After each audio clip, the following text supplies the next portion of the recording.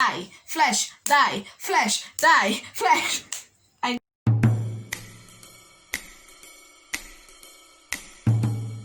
Hey guys, welcome back to my channel. It's your girl Melanie, and I have to say welcome back. So, if you read by the title, today's video we're gonna be speaking on coffin versus courtship.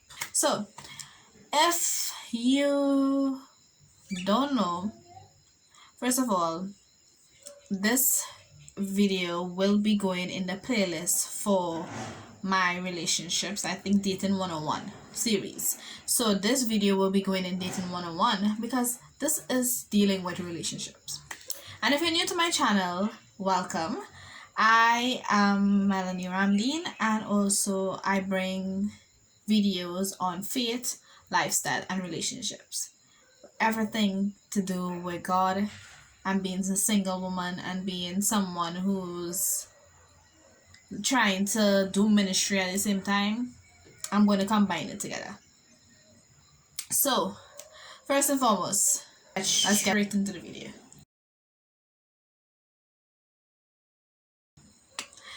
Well, coffin versus courtship. When we think of coffin, the first thing that for me, innocent me, first thing I think of is handcuffs. Yeah, right. No, when I think of coffin, I think of being booed up. I think of finding a boo, finding a bae, finding someone to be in a relationship for a short period of time. When I think of courtship, I think of it as something that is more permanent. Because for me, coffin is temporary satisfaction with permanent consequences, whereas courtship is you're getting permanent satisfaction for permanent reactions, not consequences, reactions. So the reason why I said reactions for courtship is because I'll tell you that soon. Coffin. Let's start with coffin.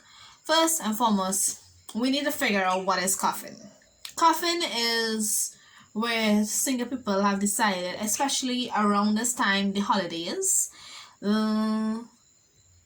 single people were looking for someone to spend the holidays with.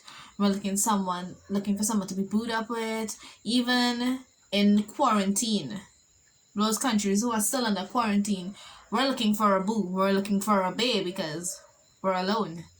We're stuck in quarantine and we have nothing to do. Why not get a bae that we can entertain?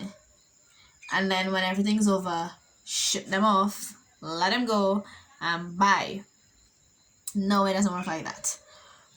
Because coffin has consequences. Coffin, it's disrespectful to you and the person, one.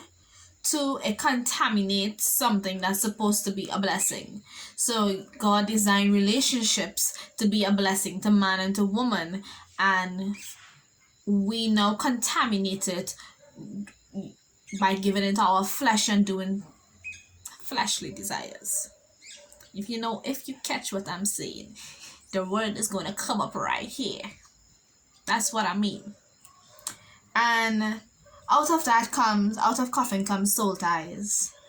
Out of coffin comes 9 months after, who knows, maybe a child, or an STD or something, because all you're thinking of is satisfying a temporary lack. You're not thinking of satisfying a permanent lack. Oh, yeah, I'm about to preach. Oh, Jesus.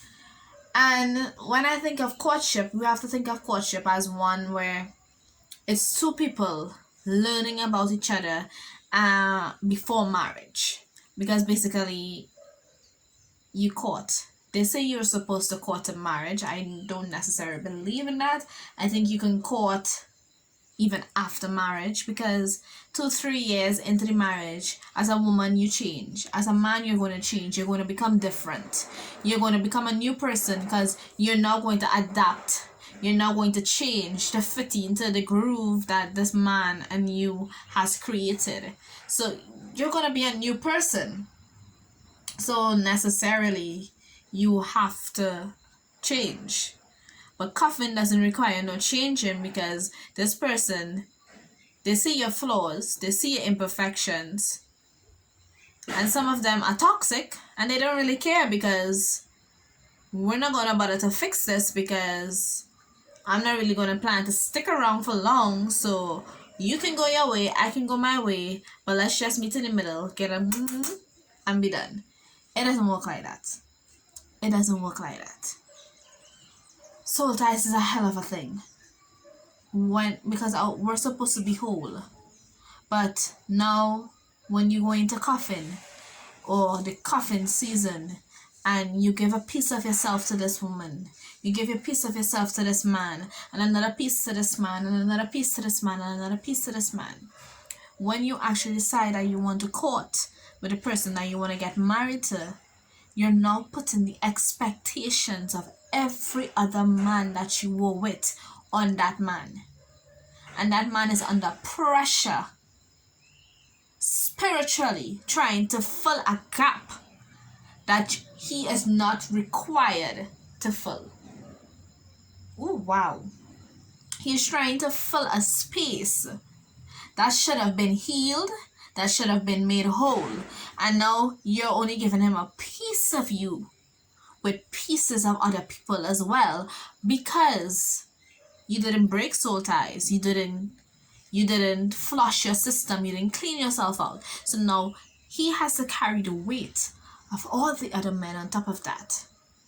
Or how the men behaved in the bedroom, or how the men behaved out of the bedroom, or how the men treated you, or how the men cared for you, when he is not allowed to become the true man that he's allowed to be, because he's now contaminated by the souls of other men that you were in a relationship with. Oh, that got deep for a second. It got really deep. So when you're courting, you have to court with a vision. You gotta ask questions like, what are your goals? What are your long-term? What are your short-term goals? What are you looking for in the future? How can I serve you? And how can you serve me? How can we serve each other? How can we serve each other in ministry as well as in our marriage? You gotta ask the hard questions. Sometimes we don't want to ask the hard questions because we're like, I don't want to hear the answer. But sometimes you need to hear the answer because it is required for you to know who that person is. You have to know who that person is, because if you just decide to go into a relationship with Tom and you decide to get married to Tom, do you know Tom? Did you court Tom? Did you ask him questions? Did you build that friendship, build that bond? You know? And a lot of people are going to ask, well, like, cuffing is really easy because, you know, when, as a Christian, they say, you're not allowed to kiss, you're not allowed to hug, you're not allowed to do all of these things because flee sexual immorality, or resist the devil, submit to God, and he shall flee. Or what is it? What is the next one to say? No sex before marriage. We know that. We know no sex before marriage. But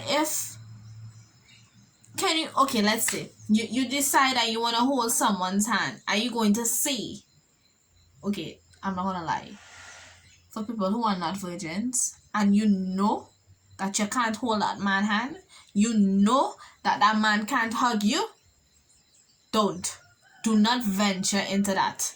Don't even cross that boundary. This is why these are things you need to talk, because you need to tell your partner, are you willing to wait to kiss? Are you willing to wait to hug me? Are you willing to wait to hold me, embrace me, you know? Because I've heard that for people who are not virgins, they said that, what is that? They said it's very difficult that certain types of hugs make them react a certain way. So if you know that man looking fine with his 6 foot something self, with his blue-green eyes, his chiseled body to the gods, do not, I tell you, do not allow that man to hug you if you know you cannot have self-control around him.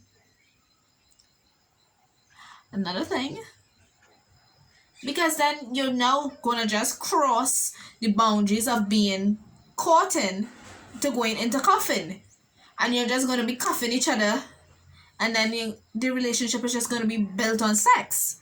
And now when the relationship is built on sex, how do you expect to know a person when your flesh is blinding you to everything that is going on with that person spiritually?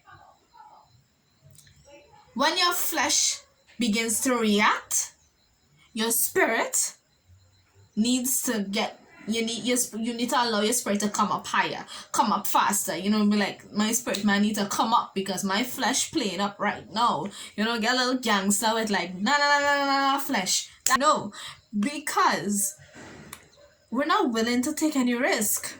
Like, courting is so beautiful if it's done right. If it is done right. Coffin is just one bam, thank you, ma'am. That's it. And you're left with a sense of loss. You're left feeling like you're used, like you're some kind of toy. And most of the time, as women, we develop feelings in coffin.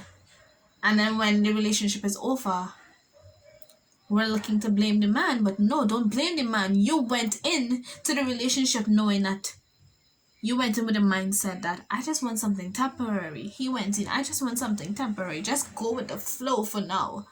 But along the way, the flow changed. The rhythm of the relationship changed on my part. And I didn't speak up. But he continued thinking that I was fine with being temporary, but I wanted something more. So now when he decided to walk away, I can't blame myself because I allowed my mind to change. I allowed my mindset to change. I allowed feelings to get in the way. And I'm not saying there's nothing wrong with all of that. I'm not judging nobody, but I'm just saying we're worth more than that. We're worth more than just being a booty call. We're worth more than just being like a 1 night, a 2 night, a 3 night stand. So if you know that you want something that is permanent and you want permanent reactions, why don't you try courting? Like when you meet that man and the man shows an interest, up front, let him know there's no funny business that's going to take place here. Like, I've taken a vow that I'm not going to have sex until I'm married. Or I've taken a vow that I'm going to be celibate until I'm married. And I intend to stick with that vow. And if you can't get with the program, step out. Either you step up or you step out. Because I have to go somewhere. God is taking me somewhere. But if you can't see that vision, and I can't see the vision with you in it, why are we wasting each other's time? Cuffing to me is just basically wasting a person's time because we got lonely in our waiting season. And that's why I always preach, do not allow your single season to be a waiting, not just waiting, but a wasted season. Because you wasted it just having flings here, there, and everywhere, when you could have established something for yourself. Work on that business, work on that idea, do something to reinvent yourself so that when you get the man, he's not the only one that has experience. He's not the only one that saw things. You saw things as well. A lot of times we like to think, well, I have experience because I came from other relationships. Yes, you came from other relationships, but what is your experience with life like?